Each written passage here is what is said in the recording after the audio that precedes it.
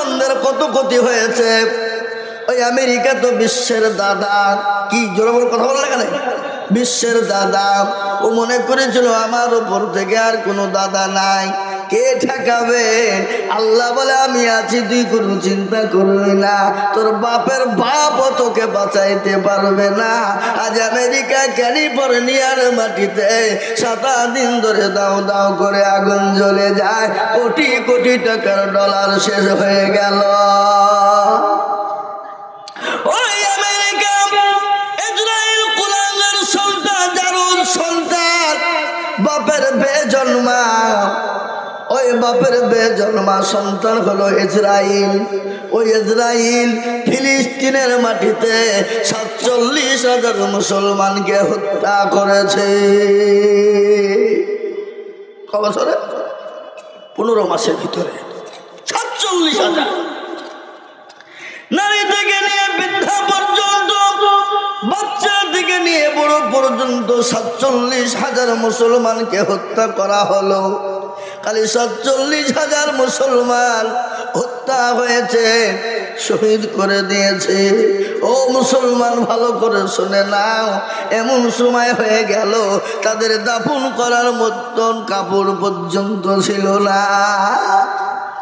এই 16 দিন আগে ওই ইসরাইল কুলাঙ্গার জারদ সন্তান মুসলমানদের, ফিলিস্তিনের মুসলমানদের কাছে আত্মসমর্পণ করেছে, বলে আমরা আর পারলাম না, তোমাদের কাছে আমরা মাথা নত করে নিলাম, আমরা হেরে গেলাম, তোমাদেরকে আজাদ করে দিলাম। সেই ফিলিস্তিনের মুসলমানদের ইমানের ভোল্টেজ কত, ইমানের কত দাম। তারা বলল, ও বেঈমান শুনেলে, আমাদের 47,000 ছেলে মেয়ে বাপ মা চলে গেছে, এতে আমাদের কোনো দুঃখ নাই, কোনো বেদনা নাই, আমাদের কোনো কষ্ট নাই, কিন্তু আমরা ওই ইসরাইল কুলাঙ্গার জারদ সন্তান বাপের যে বেজন্মা থেকে আমরা ফিলিস্তিনকে রক্ষা করেছি, এটাই হলো আমাদের কাছে সব থেকে বাহাদুরি। সুবহানাল্লাহ বলেন না? এটা সুবহানাল্লাহ বাড়ি থেকে বলবেন নাকি? বাপ,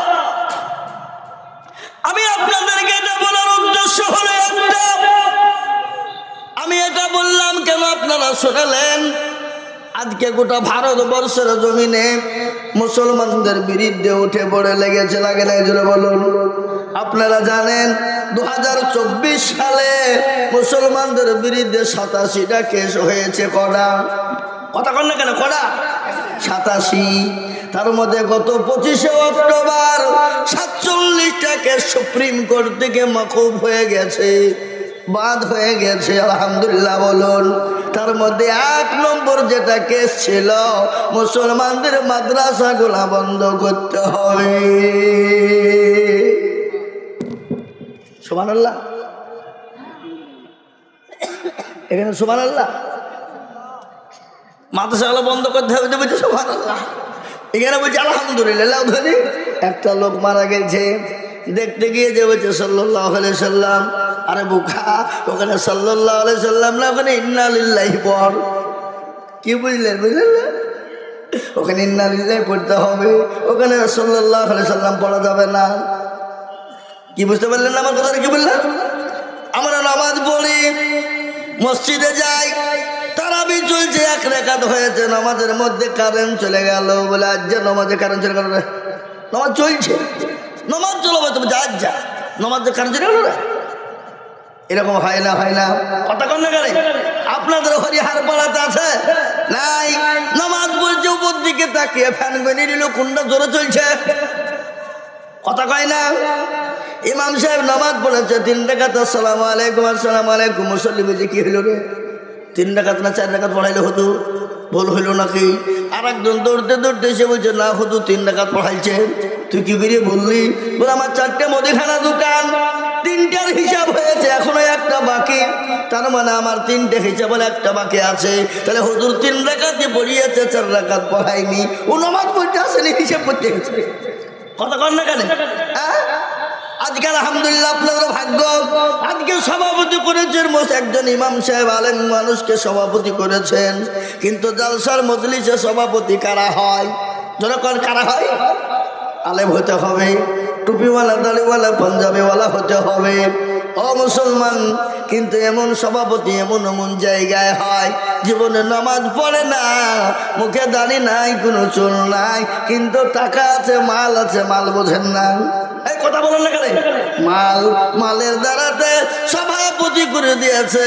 আর সভাপতি মাইকের কাছে গিয়ে বলছে আসসালামু আলাইকুম, আমাকে জেনে জানি না ধরে পড়ে সভাপতি করে দিয়েছে, এর জন্য আমি গর্ভবতী। বুঝতে পারলেন না কি বললাম আমি? আবার বলে দেখেন, সবাই মিলে আমাকে সভাপতি করে দিয়েছে, এর জন্য আমি আবারও ডবল গর্ভবতী। মৌলভী সাহেব বলছে মাইকটা দাও। আমরা জানি মা বোনেরা বিয়ে হলে একবার গর্ভবতী হয়, তুমি 2 মিনিটে গর্ভবতী কি করিয়া হইলে? কতটা বুঝতে পারলেন না আমার কথাটা? মুসলমান, কোনটা বলি কোনটা রাখি? কবি বলে তানহামা দাগে দাগে সুদ, বম্বা গোজা গোজা নেহাম, সারা অঙ্গে ব্যথা, কোথায় ওষুধ লাগাবো খুঁজে আমরা পেছি না। মনে যদি প্রচুর ধরে খুঁজে কিনে পাওয়া যায়, মলম দিব কোন জায়গায়? ও মুসলমান শুনে নাও, আমি আপনাদেরকে শুনিয়ে দিই, ভারতবর্ষের মধ্যে আপনার আসাম, ত্রিপুরা, মহারাষ্ট্র, আপনার কি বলে গুজরাট, তারপরে বিহার, পাটনার মাটিতে অলরেডি আপনার হাইকোর্টে তারা আপিল করে দিয়েছিল, বলে ভারতবর্ষের মাদ্রাসাগুলো বন্ধ করতেই হবে, ভারতবর্ষের মাদ্রাসা বন্ধ করাই চাই। কিন্তু হাইকোর্টের যিনি জজমেন্ট তিনি বললেন আমার ক্ষমতা নাই, আমি আইন পাস করতে পারবো না। ওটাকে গড়িয়ে নিয়ে যাওয়া হলো দিল্লি সুপ্রিম কোর্টে। কোথায় জোরে বলুন? সুপ্রিম কোর্ট কোথায়? দিল্লি সুপ্রিম কোর্টে গেল। দিল্লির সুপ্রিম কোর্টের যিনি জজমেন্ট ছিলেন তিনি ডাক দিয়ে বললেন, ওগো শোনো, ভারতবর্ষের জমিনে কারো বাপেরও ক্ষমতা নাই মাদ্রাসা বন্ধ করে দিতে পারে, আমি ক্ষমতা নাই, আমি বন্ধ করার আইন পাস করবো। বলুন আলহামদুলিল্লাহ। এবার জোরে বলুন আলহামদুলিল্লাহ। আজকে তারা মাদ্রাসা বন্ধ করে দিতে চাইলো কেন জানেন? ওরা জানে মাদ্রাসায় কোরআনকে পড়া হয়, কোরআনকে জিন্দা করা হয়, আর মাদ্রাসা যদি বন্ধ হয়ে যায় মুসলমানদের কোরআন বন্ধ হয়ে যাবে। বুঝতে পারলেন না? কোরআন বন্ধ হয়ে যাবে। কিন্তু জজমেন্ট আইন পাস করলো বলল, ওই বেয়াদব, আর আপনার বললো যাহারে কি করলো, আমাদের তো যা ছক ছিল ছক তো ভেস্তে গেল। ও মুসলমান, ভেস্তে দেবেন কে? জোরে বলুন কে? এই তো কিছুদিন আগে কুম্ভ মেলা হয়ে গেল, আপনারা শুনেছেন না শোনেননি? লক্ষ লক্ষ মানুষ, সেই দিন তারা ঘোষণা করলো, কুম্ভ মেলা থেকে ঘোষণা দিয়ে বলল, মুসলমানদের আমরা এখান থেকে বেরিয়ে 42,000 মসজিদকে ভেঙে তছনছ করে আমরা মন্দির তৈরি করব। বলে নাই? কথা কন না কেন? আজ আমি বলবো হিন্দু ভাইয়েরা, ও হিন্দু ভাইয়েরা, তোমরাও কান করে শুনে নাও, যারা আজকে মসজিদ ভেঙে আপনার রাম মন্দির করেছে, করেনি গো? কথা বলে না, কথা বলে ভালো লাগবে বলছে। রাম মন্দির করেনি, বাবরি মসজিদ ভেঙে দিয়েছে। আজকে অনেক হিন্দু ভাইদেরকেও বলে যায়, ভাই তোমরা আমার কথার ওপর তোমরা রাগ করো না, আজকে তোমরাও শুনে নাও, আজকে যারা কালী পুজো করো, যারা দুর্গা পুজো করো, যারা সরস্বতী করো, যারা মা লক্ষ্মী পুজো করো, তোমরা যে পুজো গুলা করো তাদের একটা ছক বের করেছে, তারা যে নতুন উপকারে এই রাম মন্দির তৈরি করে সব দুর্গা পুজো, লক্ষ্মী পুজো, কালী পুজো ভেঙে দিয়ে তারা একটাই জায়গাতে রাম মন্দির করে রামের ভক্ত হবে, কিন্তু দুর্গার ভক্ত হতে দিবে না, তোমাদেরকে কালীর ভক্ত হতে দিবে না। বুঝতে পারলেন না? খালি মুসলমানদের ক্ষতি নয়, খালি মুসলমানদের মসজিদ মাদ্রাসায় ক্ষতি নয়, ও মুসলমান গো, দুর্গা পুজো যারা করে তাদেরও ক্ষতি, কালী পুজো যারা করে তাদেরও ক্ষতি, যারা মা লক্ষ্মীর পুজো করে তারাও ক্ষতি, যারা কি সরস্বতী করে তাদেরও ক্ষতি। ওরা মনে করছে আমাদের ভালো হবে না, তোমাদের সব ভেঙে দিয়ে তারা একটা রাম মন্দির করতে চায় এবং রাম মন্দির করে তোমাদের সবগুলোকে শেষ করতে চায়। চাই না চাই না ধরে বলুন। আমি আপনাদেরকে বলতে চাই বন্ধু, ও নসিপুরের মুসলমানেরা, হরিহার পাড়ার মুসলমানেরা, ভালো করে কান করে শুনেলে, তারা যখন মাদ্রাসা বন্ধ করতে পারলো না, তাদের মাথায় পুকায় ক্যালবেল করতে শুরু করে দিয়েছে বাবা।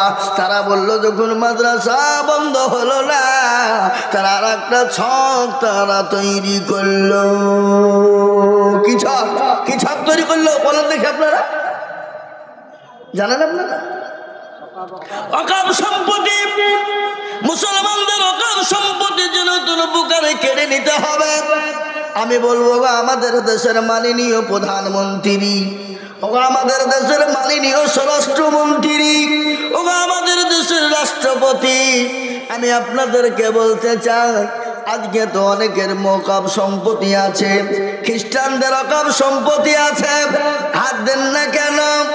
বুদ্ধ ভাইদের অনেক ওয়াকফ সম্পত্তি আছে, হাত দেন না কেন? অনেক হিন্দু ভাইদের ওয়াকফের মাল আছে, কেন হাত দেন না? মুসলমানদের ওয়াকফকে কেড়ে নিতে চান কেন? আমাদের বোঝা সারা হয়ে গেছে, মুসলমানদের ওয়াকফ কেড়ে নিয়ে মুসলমানদেরকে দেশ থেকে তাড়িয়ে দেওয়ার একটা ছলনা। আর এটা শুনেলেন, আমার কথা আপনারা বুঝতে পারছেন না? পাচ্ছেন না? কষ্ট হচ্ছে না তো? না আপনারা হয়তো কষ্ট পাচ্ছেন নাকি, রাগ করছেন নাকি? আমার আবার তো বলবো মনে হচ্ছে এটা ধমক মাঝে মাঝে ঝাড়ছি তো, তখন ওরা আবার রাগ করে হয়তো উঠিয়েছিল। এটা ভাবছি সে ধমক লাই, এটা মহাব্বতের ধমক। বাপ তার ছেলেকে ভালোর জন্যে শাসে না খারাপের জন্য, যেন বলুন ভালোর জন্য কিনা।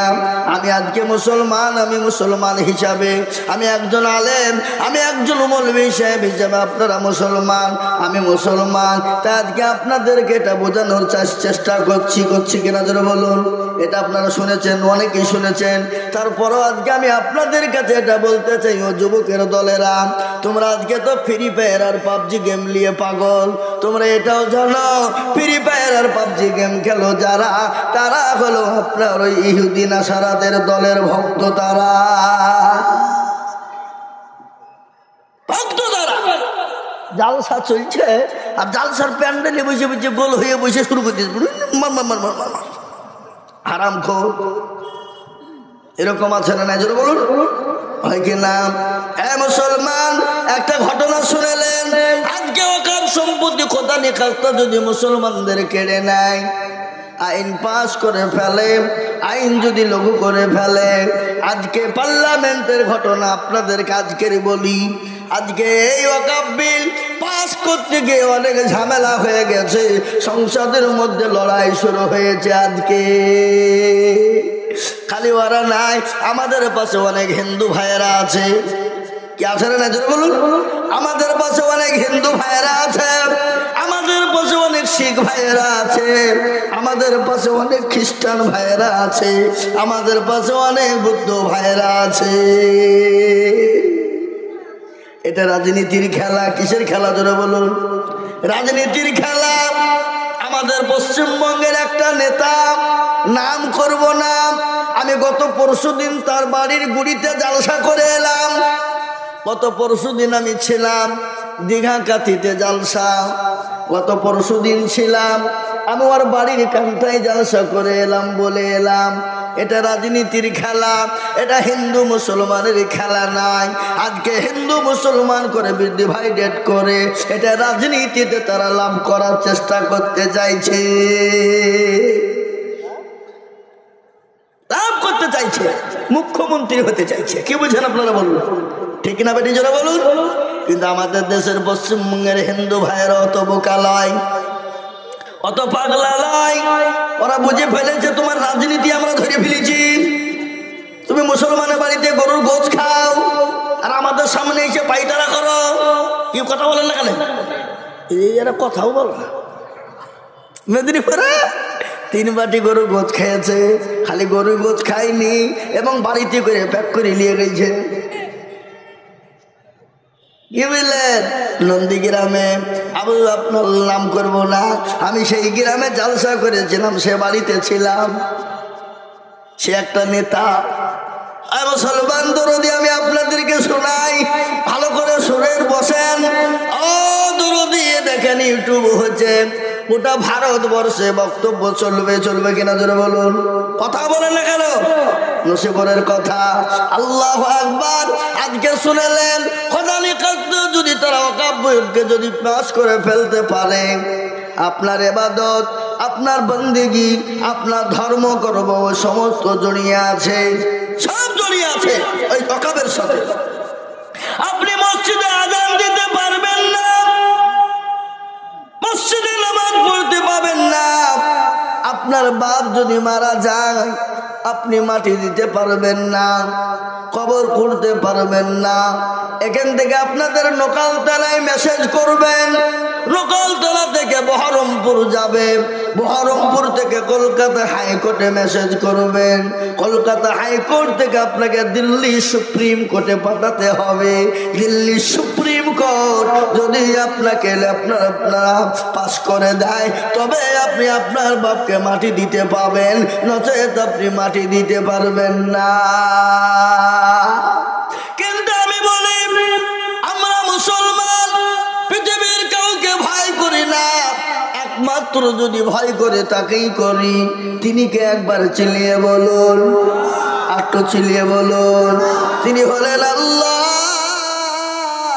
এ মুসলমান যদি কারো কাছে মাথা নত করে, একমাত্র আল্লাহর কাছে করবে, তারও কারো কাছে করবে না। ঠিক না বলি জোরে বলুন। মুসলমান জীবন দিতে জানে। কেন মুসলমানরা এটা জানে?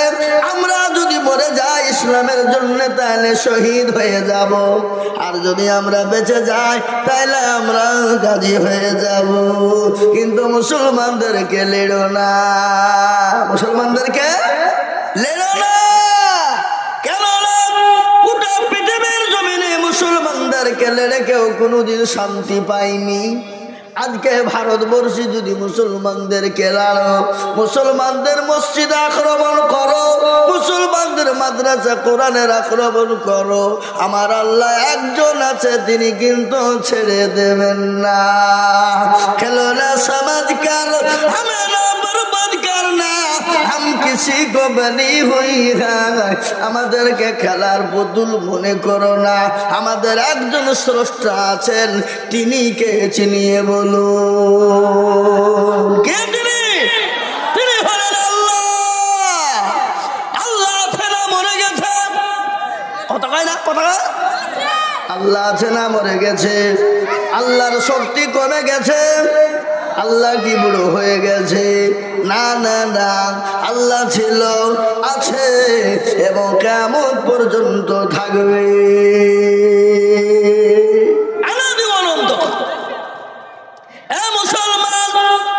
মুসলমানগুলো সিংহের জাত, জঙ্গলে অনেক পশু থাকে, কিন্তু আমাদের দেশে রয়্যাল বেঙ্গল টাইগার আছে না? কথা কন না কেন? জঙ্গলের জাতীয় পশু, জাতীয় পশুর নাম হলো রয়্যাল বেঙ্গল টাইগার, নাকি গো? Royal Bengal tiger. কিন্তু আর একটা পশু ওই জঙ্গলেই থাকে, যে জঙ্গলে কোনোদিন কাউকে কিছুই বলে না, ঘুমিয়ে থাকে, চোখ বুঝে থাকে, বলে আমি ঘুমাইনি কো, চোখ বুঝেছি, পাড়াপতির মন বুঝেছি। কিন্তু ঘুমিয়ে ঘুমিয়ে সব কিন্তু দেখে। যেদিন ওই মালটা খাড়া হয়, সেদিন গোটা জঙ্গলকে তোলপাড় করে দেয়। দেয় কি দেয় না তোরা বলুন? সে পশুটার নাম হলো সিংহ। কি সে পশুটা? সে পশুটার নাম হলো সিংহ। কিন্তু মুসলমান হলে সিংহের জাত, মুসলমান কাউকে কিছুই বলে না, মুসলমান ঠান্ডা। কেন? আল্লাহ নবী বলেছে, লাকুম, আল্লাহর কোরআনে বলেছে, লাকুম দীনুকুম ওয়ালিয়া দীন, তোমার ধর্ম তোমার কাছে, আমার ধর্ম আমার কাছে। লা ইকরাহা ফিদ্দীন, খবরদার ধর্ম নিয়ে বাড়াবাড়ি করো না, মুসলমানের মাথা গরম করো না। মুসলমানকে তোমরা চেনো না, মুসলমানরা শান্তিপ্রিয় লোক। মুসলমানদের মাথা যদি খারাপ হয়ে যায়, গোটা জঙ্গলের সিংহ যদি একবার লড়ে দেয়, গোটা সীমার জঙ্গলকে তোলপাড় করে দেয়। মুসলমান যদি একবার লড়তে শুরু করে দেয়, গোটা পৃথিবীর জমিনে তোলপাড় করে দিবে। কেন দিবে জানো? আমাদের পাশে আল্লাহ রয়েছে। 313 জন সাহাবাকে নিয়ে বিশ্ব নবী জনাবে মুহাম্মদুর রাসূলুল্লাহ সাল্লাল্লাহু তাআলা আলাইহি ওয়াসাল্লাম তার হাবিব বিশ্ব নবী জিহাদের ময়দানে বদরের প্রান্তে চলে গেল। হাতে অস্ত্র নাই, লাঠি সোঁটা নাই, তাদের কোনো মাল নাই, কিন্তু লক্ষ লক্ষ লক্ষ কাফের বেঈমান মুশরিক ইহুদির দলেরা আল্লাহু আকবার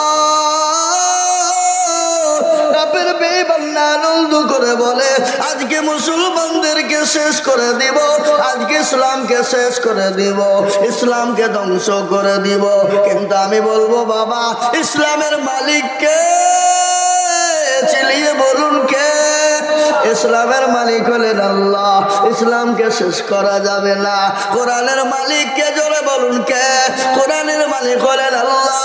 আল্লাহ নিজেই বললেন, ইন্না নাহনু নাযালনা যিকরা ওয়া ইন্না লাহু লাহাফিজুন। কেউ যদি কোরআনের হেফাজত না করে, আমার আল্লাহ এই কোরআনের হেফাজতের মালিক আল্লাহ কত দিয়ে হেফাজত করবে আল্লাহ যারা পৃথিবীর কেউ বলতে পারবে না, পৃথিবীর কেউ জানে না।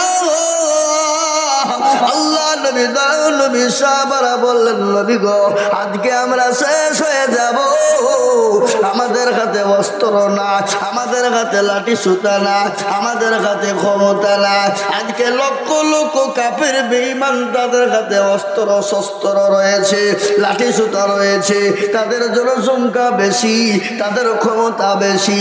আমার নবী দয়ার নবী, বিশ্ব নবী, মায়ার নবী, কত আছে না আল্লাহর নবী, মায়ার নবী গো, আপনি নবী আমার জীবনের জীবন। কত আছে একটা আল্লাহর নবী, মায়ার নবী গো, আপনি নবী আমার জীবনের জীবন। আপনি আমার জীবন সাথী, অন্ধকার কবরের বাতি, আপনি হইলেন নির্দুনিয়ার ধন। আল্লাহর নবী, মায়ার নবী গো, আপনি নবী আমার জীবনের জীবন। আপনি রহমাতাল লিল আলামিন, আপনি উম্মতের জামিল, আপনি হইলেন গুনাহগার উম্মতের আপনজন। আল্লাহর নবী, মায়ার নবী গো, আপনি নবী আমার জীবনের জীবন। দেখিয়া আপনার মজেজা, ভাগবতী হলেন খাদিজা। দেখিয়া আপনার মজেজা, ভাগবতী হলেন খাদিজা। সৌফা দিলেন জীবন যৌবন। আল্লাহর নবী, মায়া নবী গো, আপনি নবী আমার জীবনের জীবন। ও মুসলমান দরদি, আল্লাহ নবী দয়ার নবী বিশ্ব নবী আল্লাহকে বলে, আল্লাহ তুমি যদি চাও তোমার দিন থাকবে, আর তুমি যদি চাও তোমার দিন থাকবে, আজকে মুসলমানদের তুমি হেফাজত করবা, সাহায্য করবা। আর তুমি যদি চাও তোমার দিন থাকবে না, আল্লাহ আমার কিছু বলার না। আল্লাহ বলেন, ও নবী গো, ও জিবরাইল বলেন তাড়াতাড়ি করে যাও আমার হাবিবুল্লাহকে গিয়ে বলো নবী গো আপনি কোনো রকম টেনশন করবেন না, কোনো চিন্তা করবেন না, আপনি চোখের পানি টুকুন মুছে ফেলুন গো নবী। ও নবী আপনি যদি চোখের পানি আপনার পানি যদি চোখের পানি যদি জমিনে পড়ে যায় সেই জমিনে কোনোদিন ঘাস জন্ম নিবে না, সেই জমিনে কোনোদিন ফল শস্য জন্ম নিবে না, সেই জমিনে কোনোদিন কোনো ফসল হবে না। ওগো নবী আপনার চোখের পানি মাটিতে ফেলতে দেবেন না। বিশ্ব নবী চোখের পানিকে মুছিয়ে নিলেন। সালাম বলে নবী গো 1000 2000 3000 4000 5000 ফেরেশতা দিয়ে আজকে কাফের মুশরিক বেঈমানদেরকে শায়েস্তা করে দেওয়া হবে। ওগো নবী আপনি কোনো টেনশন করবেন না। আল্লাহ নবী চোখের পানি টুকুন মুছিয়ে নিলেন। বিশ্ব নবী চোখের পানি টুকুন যখন মোছা হয়ে গেল আল্লাহ নবী বলেন সাহাবারা রে তোমরা কোনো টেনশন করবে না, চলো যাদের ময়দানে ঢুকে যাও। আজকে ইসলামের দামামা বেজে যাবে, ইসলামের কলমার দামামা বেজে যাবে। আজকে বেঈমান কাফের মুশরিকের দলেরা লক্ষ লক্ষ কাফেরের দলেরা 313 জন সাহাবার কাছ থেকে পালিয়ে গেল।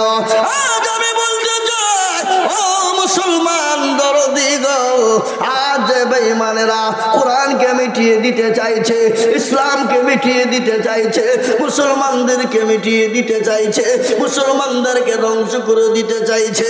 তারা পারবে না। কেন পারবে না আপনারা জানেন? ফেরাউন পারেনি, নমরুদ পারেনি, আবু জাহেল পারেনি, আবু জাহেল পারেনি, আবু লাহাব পারেনি, উতবা পারেনি, শাইবা পারেনি, মুগিরা পারেনি। এই যুগের বেঈমান তারাও কোনোদিন কিয়ামত পর্যন্ত ইসলামকে মিটাতে পারবে না, কোরআনকে মিটাতে পারবে না, মুসলমানদেরকে মিটিয়ে দিতে পারবে না। একবার হাতটা উঁচু করে দিয়ে আমার আল্লাহর কাছে দেখিয়ে বলুন ইনশাআল্লাহ। নামিয়ে দেন হাত। অনেকেই কিন্তু তুলে না, ওরা মনে করছে যে মৌলবি আদায় করবে, হাত তুলতে বলছে। এ বাবা এরকম যদি তোর হয় জানতে হবে তার ইমানের বড় গোলমাল, ইমান বড় দুর্বল। মুসলমান তারা হাতটা তুলে তুলে তোরা জিতে গেল, যারা তুলতে পারলো না তারা কাল পরকাল ঠকে গেল। ওরা মনে করবে মৌলবি দেখতে পাবে না, কিন্তু যেটা মৌলবি দেখে না সেটা দেখে কে? যেটা কেউ জানে না সেটা জানে কেউ, যেটা কেউ বুঝে না সেটা বুঝে কে? সবাই বলে আমি ভালো, আমি জানি কি আমার মনের গোপন খবর জানে আল্লাহ জি। আলোতে আধারে নির্জনেতে কথা কি করেছো তুমি সব জানে সে। চোখে থেকে যাবে না পাখি আমি জানি কি। ও মুসলমান গো, সকলের কাছে পাখি দেওয়া চলবে, আমার আল্লাহর কাছে পাখি দেওয়া চলবে না।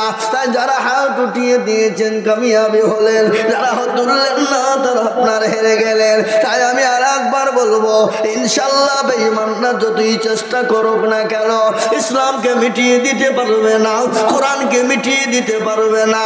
আর একবার হাত উঁচু করে দেখাবো, ডানে বায়ে পেছনে সামনে উপরে নিচে। আমি একবার তাকবীর দিব, আর তাকবীর দেওয়ার সঙ্গে সঙ্গে হাতটা তুলে দিবেন। এই মজলিসে আছে যত মুজাহিদ বীর,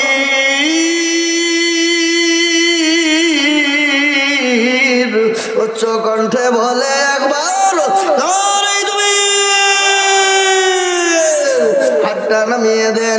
এই দেখেন কোরআনকে জিজ্ঞাসা করুন, কোরআন তার প্রমাণ দিয়ে বলেছে আল-ইয়াউমা নাখতিমু আলা আফওয়াহিহিম ওয়া তুকাল্লিমুনা আইদিহিম ওয়া তাশহাদু আরজুলুহুম বিমা কানু ইয়াকসিমুন। কিয়ামতের দিনে জবানে তালা মেরে দেবে, হাতকে বলবে কোন কাজে ব্যয় করেছিল, হাত বলবে মাবুদ গো ও নসিবুর মাদ্রাসার জলসা আজিজুল হক বলেছিল কোরআনের প্রেমিক কারা, নবীর প্রেমিক কারা, দ্বীনের প্রেমিক কারা, হাতটা তুলো তারা। এই হাত তোলার কারণে আল্লাহ জাহান্নাম হারাম করে দেবে, জান্নাতকে ওয়াজিব করে দেবে। ও মুসলমান, আজ আমি আপনাদেরকে বলতে চাই, আমি আপনাদেরকে যে বয়ান শোনাতে চাই, আল্লাহর কোরআনের সঙ্গে দুশমনি করবে যারা, আল্লাহ তাদেরকে দুনিয়ার জমিনে বরবাদ করে দেবে। এ কোরআনের কত দাম, কোরআনের কত মান, এ কোরআনের কত মর্যাদা আপনারা শুনলেন। একবার প্রতিযোগিতা হয়েছিল ইংল্যান্ডের মাটিতে, প্রত্যেকটা ধর্মের মানুষকে বলা হয়েছিল তোমাদের ধর্মগ্রন্থ থেকে 10 মিনিট করে তোমাদের প্রত্যেকটা ধর্মের মানুষ শোনাবা, তার জন্য তোমাদেরকে পুরস্কার করা হবে, পুরস্কৃত করা হবে। কিন্তু একজন জাজমেন্ট রাখা হলো, খ্রিস্টানদের জাজমেন্ট। কিন্তু জাজমেন্ট হলো, জাজমেন্ট বুঝেন না আপনারা? বিচারককে বসানো হলো, যার ধর্মকে রাত দিকে শুনতে ভালো লাগবে তাকে পুরস্কৃত করা হবে। মুসলমান শুনেলেন, এ কোরআনের কি মজা, এ কোরআনের কত মূল্য, এ কোরআনের কত দাম, এ কোরআনের কত ক্ষমতা। সমস্ত ধর্মগ্রন্থ থেকে 10 মিনিট করে শোনা, আর বিচারক যিনি ছিলেন জাজমেন্ট, তিনি সঙ্গে সঙ্গে সুইজি টিপুন দিয়ে দেয়। আর মুসলমানদের নেতা, মুসলমানদের ধর্মগুরু, মুসলমানদেরকে শোনানো হলো, ও মুসলমানেরা, তোমাদেরকে 10 মিনিট টাইম দেওয়া হলো, তোমরা তোমাদের ধর্ম কেতাব থেকে শোনা। সর্বশেষ যিনি আসলেন কোরআন শোনানোর জন্য, তিনার নাম হলো কারি আব্দুল বাসির, যিনি মিশরের মাটিতে বাড়ি। বাবা কারি আব্দুল বাসিরকে ডাকা হলো। 10 মিনিটের মধ্যে 2 মিনিট চলে গেল, 8 মিনিট বাকি আছে। মুসলমানদের মাথা নত হয়ে গেল, হায় রে কি হইল, কি হইল? 10 মিনিটের মধ্যে 2 মিনিট খেয়ে নিল, আর তো 8 মিনিট। কাকে লিখেছিস? কোন মলবি লিখেছিস? খামাখায় এ তো আমাদের মান সম্মান হবে না। কারে আব্দুল বাসির আরো 2 মিনিট খেয়ে নিয়ে 4 মিনিট চলে গেল। মুসলমান বলে, আর আমাদের বাঁচার উপায় না, আমাদের ধর্মগ্রন্থ আজকে নিচু হয়ে যাবে, আজকে মুসলমানরা নিচু হয়ে যাবে।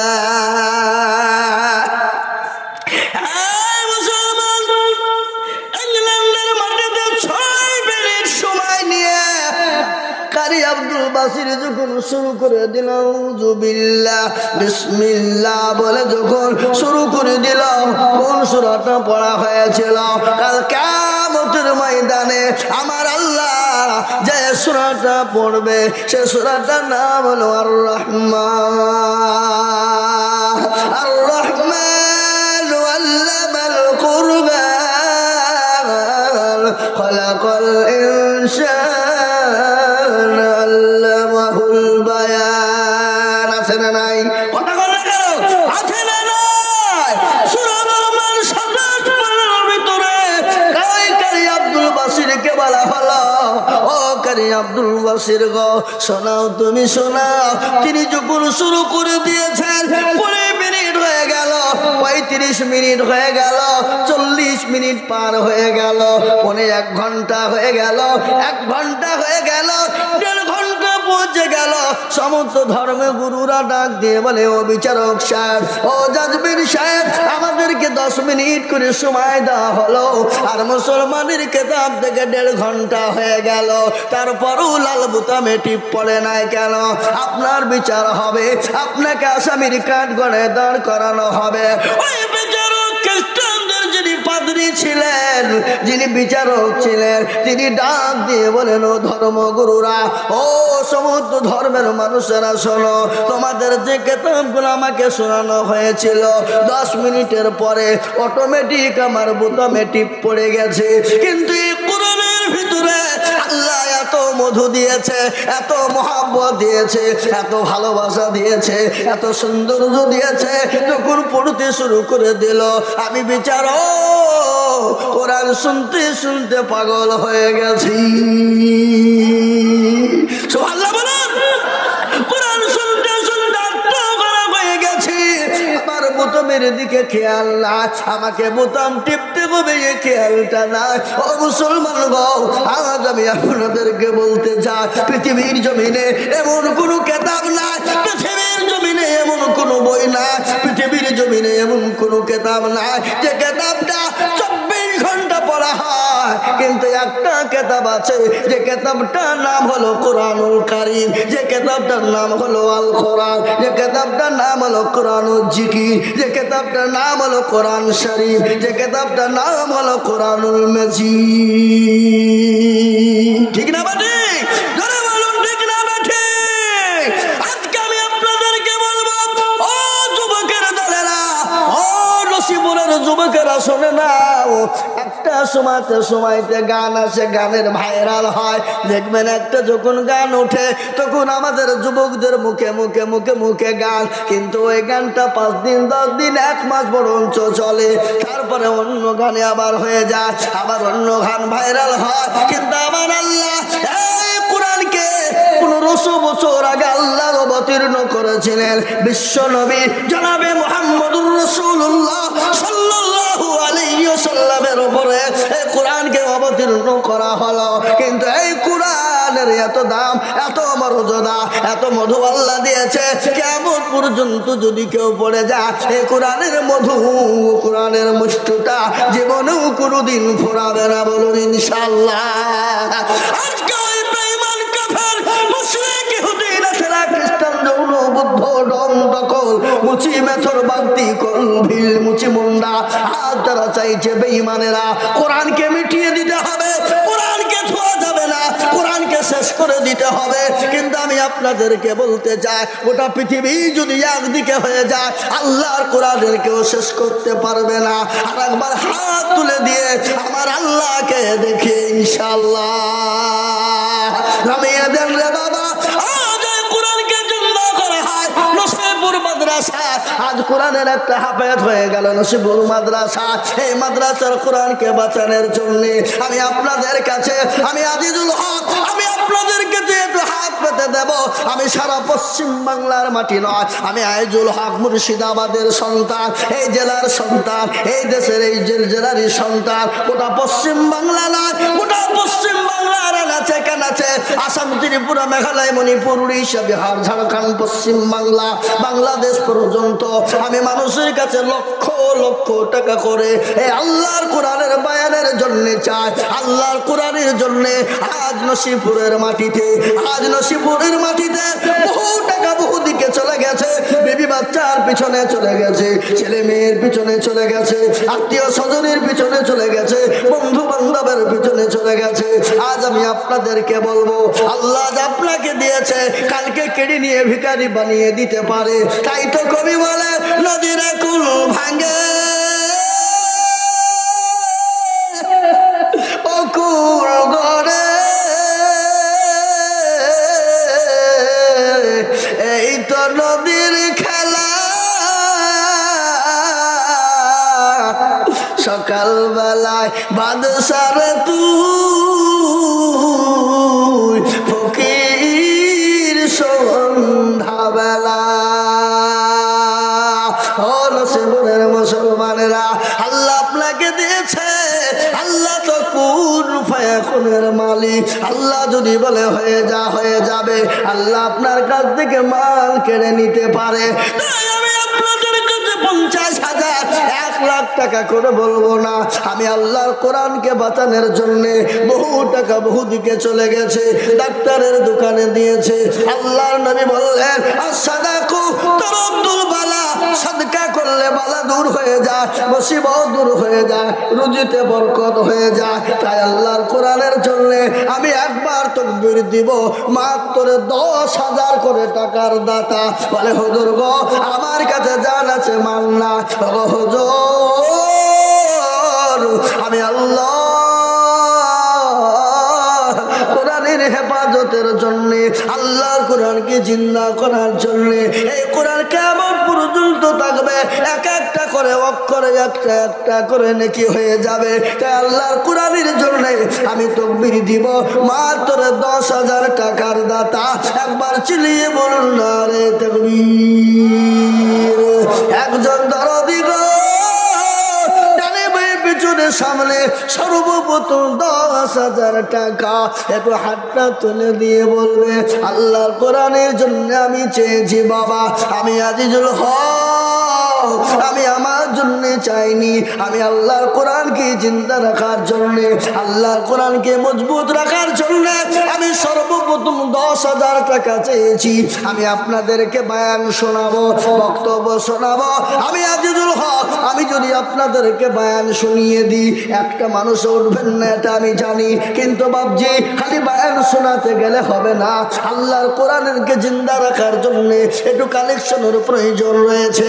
তাই আমি সর্বপ্রথম বলবো আল্লাহর কোরআনের জন্য 10,000 টাকা কোন দরদি মুসলমান আছে একটু হাতটা উঁচু করে দিয়ে বলুন ইনশাআল্লাহ। দেখেন বাবজি কে গো, কি নাম? আব্দুল সত্তার সাহেব। এ দেখেন একজন, আল্লাহুম্মা আমিন। দেখেন একজন, এনার ছেলে হাফেজ হলো, মাশাআল্লাহ। কোথা বাড়ি গো বাবা? এখানে কাজীপাড়া। এ দেখেন কি নাম? আমানুল হোসেন। আপনি তো বড় ভাগ্যবান, আপনার ছেলে আজকে কোরআনের হাফেজ হয়ে গেল। ঘটনা একটু বলে দিন, না বললেও হয় না। মেয়েদের প্যান্ডেলের সামনে থাকা কিছু মানুষ জানতে জায়গা হয়তো আমি কি করবো, সামনে একটু আগে যেতে বলেন। প্যান্ডেল বড় করুন কেন? প্যান্ডেল বড় হয়েছে, পিছনে পিছনে যান, সামনে মা বোনেরা তোমরা একটু সামনে আগে আসো, ওরা জীবন আসবে না, ওদেরকে একটু সামনে আগে যাবেন, পিছনে মা বোনের একটু আগে আসো। মা ও জননী, আজকে তোমাদের ওয়াজ করবো ইনশাল্লাহ, তোমরা খালি বসে শুনো ইনশাল্লাহ। যে আমি একাই বক্তার বক্তব্য আছে নাকি? আচ্ছা না, না থাকলে কোনো ব্যাপার নাই, একাই চালিয়ে দেবো 12টা বলতো, টেনশন কেন? টাকা ডবল দিয়ে দিও তাইলে হবে নাকি? আল্লাহ, ডবল টাকা দিয়ে দিলে চালিয়ে দেবো 12টা পর্যন্ত, কোনো ব্যাপার হইল নাকি? হ্যাঁ, আল্লাহ আকবার। দেখেন ডায়েরি পকেটে 275টা জালসা করে বলুন, 275টা। কোনোদিন 2টো, কোনোদিন 3টি চালা। তা আমাকে লোক বলছে হ্যাঁ গো আপনি যে মরে যাবেন গো, মরে যাবেন, যখন মরে যাবো আল্লাহ লিখিয়ে দিয়েছে মরবো, তা খেপা কথা খা, ঠিক মরবো, যখন মরা ঠিক মরবো। এখন তো চালাই, যদ্দু চলছে না, কেমন আপনারা বলুন, কথা কন না ইনশাল্লাহ। এ দেখেন আব্দুল সত্তার। মা বোনেরা তোমরা একটু আগে আসো। মা, নারী জাতি কমলতি কিমা মন্তর জানে, নারী জাতি কমলতি কিমা মন্তর জানে, আর প্রেমের রসে গলায় দিয়ে আস্তে আস্তে টানে টানে না। শহরে বাজারে দেখো নারীদের ঢল, পর্দাবিহীন চলে তার করে ঝলমল। নারীরা নিজেকে আশিকে বলা, দেশটা আজ ধ্বংস হলো নারীর বেপরদা। মাগো মা, তোমাদের এত দাম, এত মান, এত নাম, তোমরা নবীর মা, তোমরা সাহাবাদের মা, তোমরা ওলিয়া কুতুবের কাউস কুতুবের মা, তোমরা খাজা বাইনুদ্দিন চিশতির মা, তোমরা হলো বাইজিদ বুস্তামি রহমতুল্লাহ আলাইহির মা, তোমরা হলো মাহবুবে সুবহানি কুতুবে রব্বানি বড় পীর আব্দুল কাদের জেলানির মা। একটা কথা মনে হয়ে গেল, বড় পীর আব্দুল কাদের জেলানি, মাহবুবে সুবহানি কুতুবে রব্বানি, বড় পীর আব্দুল কাদের জেলানি রাস্তা দিয়ে চলে যায়, যেতে যেতে কুকুরের সঙ্গে দেখা হয়ে গেল। কুকুর বলে ও মাহবুবে সুবহানি কুতুবে রব্বানি, বড় পীর আব্দুল কাদের জেলানি, আমি একটা প্রশ্ন করতে চাই। বলে কি প্রশ্ন করবি রে কুকুর? বলো বলো, তুমি বড় না তুমি ভালো না আমি ভালো, ও বলো বলো তুমি খারাপ না আমি খারাপ। প্রশ্ন কি বুঝতে পেরেছেন আপনারা? কি প্রশ্ন? বলো বলো মহিউদ্দিন বড় পীর আব্দুল কাদের জেলানি, দুটো প্রশ্ন করা হলো। 1 নম্বর বলো তুমি ভালো না আমি ভালো, না তুমি খারাপ না আমি খারাপ। তার আগে একটা ঘটনা, হাফেজ হারুন আল রশিদ বিবির সঙ্গে মোলাকাত করে, বিবি স্বামী স্ত্রীতে আদর চলে, স্বামী স্ত্রী মহব্বতের গল্প হয়। হতে হতে হতে হতে হযরতে ওই কেলে হারুন আল রশিদ তার বিবিকে ডাক দিয়ে বলে, বিবি রে, আল্লাহ তোমাকে এত সৌন্দর্য করেছে, এত সৌন্দর্য করেছে, তোমাকে চাঁদের থেকেও বেশি সুন্দর করেছে। যদি তোমাকে চাঁদের থেকে বেশি সুন্দর না করে, আমি হারুন আর রশিদ বলছি তোমাকে তালাক দিয়ে দিলাম।